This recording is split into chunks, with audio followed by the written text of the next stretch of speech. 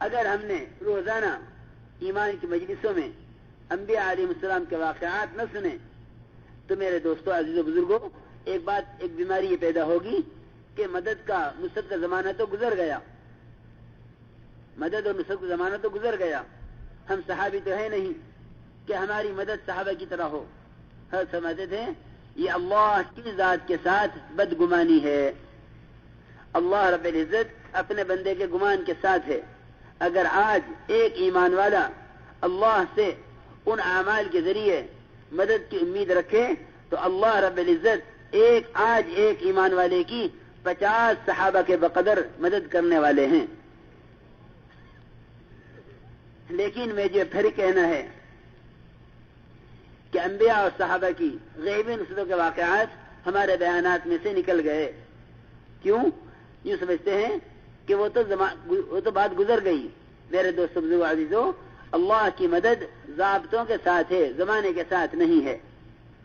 اللہ رب العزت آج بھی تیار ہے اس کے لیے کہ اگر ایمان والے اعمال پر یقین کے ساتھ آویں تو میں آج بھی ان کے ساتھ ان سے زیادہ کروں گا جن کے ساتھ میں نے ظاہر کے خلاف پہلے کیا ہے، کیونکہ حضور اکرم صلی اللہ علیہ وسلم پر جو لوگ آپ کو دیکھ کر ایمان لائے وہ تو وحی کو بھی دیکھ رہے تھے، غیب نصرتوں کو بھی دیکھ رہے تھے، فرشتوں کا نزول بھی دیکھ رہے تھے، ظاہر کے خلاف مدد بھی دیکھ رہے تھے۔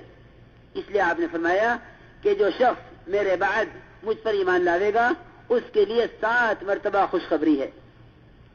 جو مجھے دیکھ کر مجھ پر ایمان لائے ان کے لیے 1 خوشخبری، جو مجھے دیکھ کر بغیر مجھ پر ایمان لائے ان کے لیے 7 مرتبہ خوشخبری۔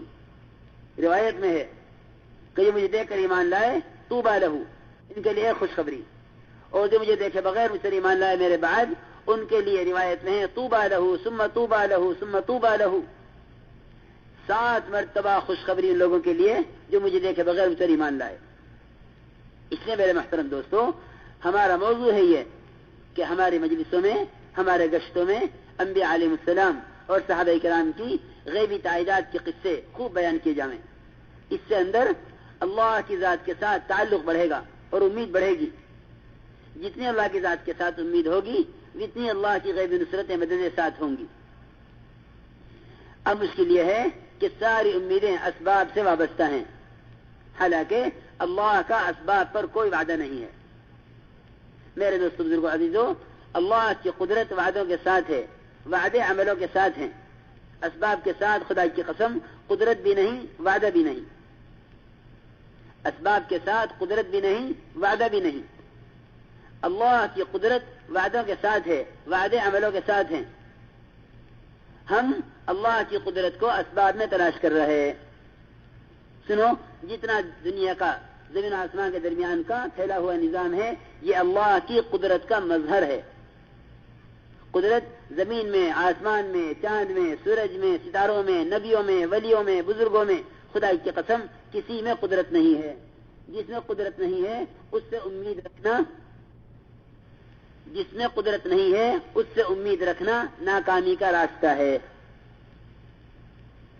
قدرت اللہ کی ذات میں ہے، اسباب میں قدرت نہیں ہے، اسباب پر وعدہ بھی نہیں ہے۔ اگر اسباب پر وعدہ ہوتا تو لوگ اپنے اسباب میں کبھی بھی ناکام نہ ہوتے، 100% لوگ اپنے اسباب میں کامیاب ہوتے۔ لیکن اس وقت مشاہدے میں یہ بات ہے کہ اکثریت اپنے اسباب میں ناکام ہے۔ کیوں؟ کہ اللہ رب العزت کا اسباب پر کوئی وعدہ نہیں ہے۔ جتنا ظاہری نظام ہے یہ اللہ کی قدرت کا مظہر ہے، یہ اللہ کو پہچاننے کے لیے ہے، یہ اللہ کو پہچاننے کے لیے ہے۔ اللہ رب العزت نے زمین آسمان کے درمیان جو کچھ بنایا ہے وہ سب کا سب اپنے تعارف کے لیے بنایا ہے۔ جو اس کائناتی نقشے کا انکار کرے گا وہ اللہ کو پہچانے گا، جو اس کا اقرار کرے گا وہ اللہ تک نہیں پہنچ سکے گا۔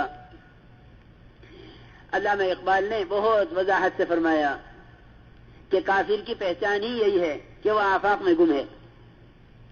کافر کی پہچان یہی ہے کہ وہ آفاق میں گم ہے۔ چاند کو، سورج کو، ستاروں کو، ان شکلوں کو اس نے اپنے اللہ کے درمیان معبود سمجھ لیا، کسی نے شریک بنا لیا۔ ہر سمجھتے تھے کہ جس کے دل میں سورج کا یقین ہے اس نے مجوسیوں کا راستہ اختیار کر لیا، جس کے دل میں ستاروں کا یقین ہے اس نے نجومیوں کا راستہ اختیار کر لیا۔ ہمیں ان تمام شکلوں کا انکار کرنا ہے، یعنی بذات خود مقصود ہے. کیونکہ میرے محترم دوستو، جب تک ستاروں کا انکار نہ کریں گے، نجومی کا انکار نہ کریں گے. کیونکہ انکار قول سے بھی ہے، عمل سے بھی ہے. اگر ہم نے ستاروں کا انکار کیا اور نجومی کی خبر کا یقین کیا تو ہم نے ستاروں کا انکار نہیں کیا.